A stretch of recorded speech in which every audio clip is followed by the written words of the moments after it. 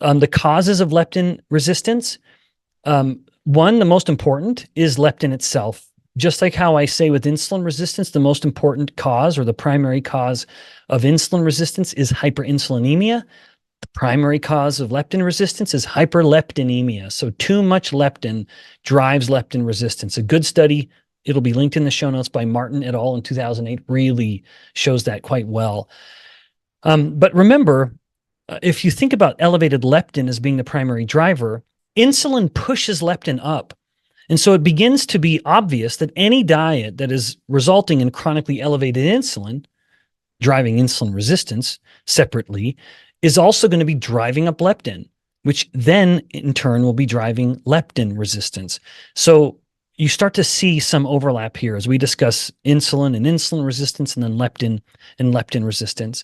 And then, just for the sake of time, another cause of leptin resistance is inflammation. So something like C-reactive protein, for example, has been shown to contribute to leptin resistance. C-reactive protein being one of the other famous, and this one even clinically measured, markers of inflammation.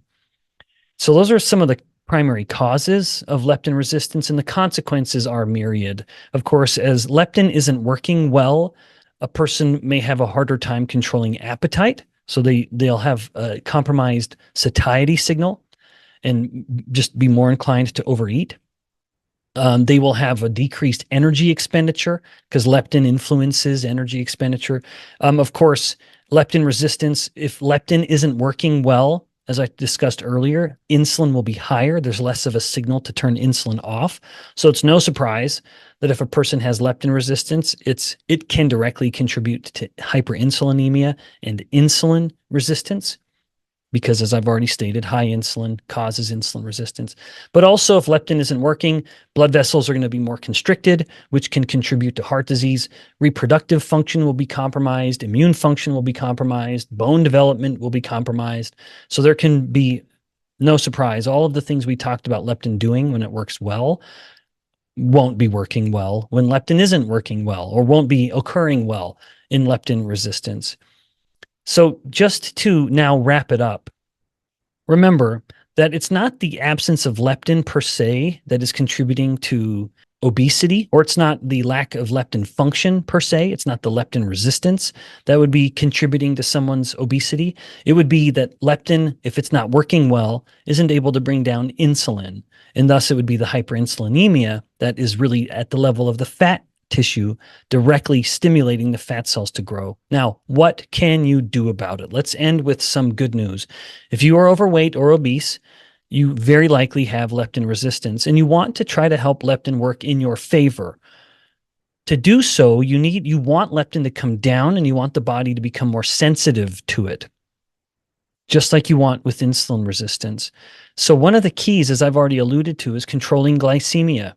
If you can bring blood glucose down, then you can bring insulin down. And as you bring insulin down, you remove one of the stimulating signals of leptin, and thus leptin itself will come down.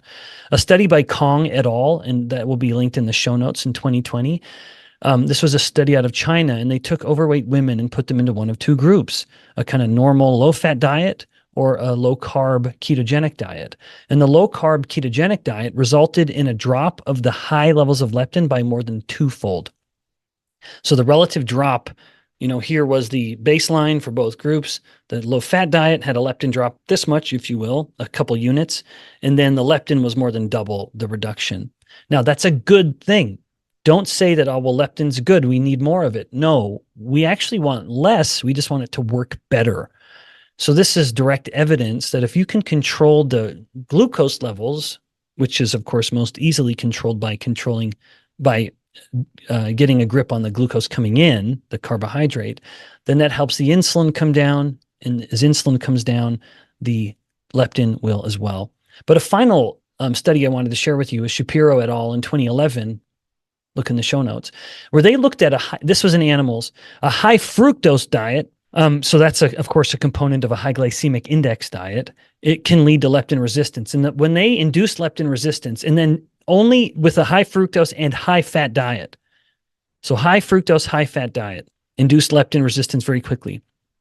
If they just removed the fructose but kept the fat elevated and replaced the fructose just so equal still calories, other carbs in place. If they removed the fructose from the chow that the animals were eating, but still kept everything else at the same, the leptin resistance got better. Leptin levels dropped and the animals became more leptin sensitive. So there could be a fructose specific effect that contributes to leptin resistance. But of course, even then, it could be related to insulin spiking then leptin.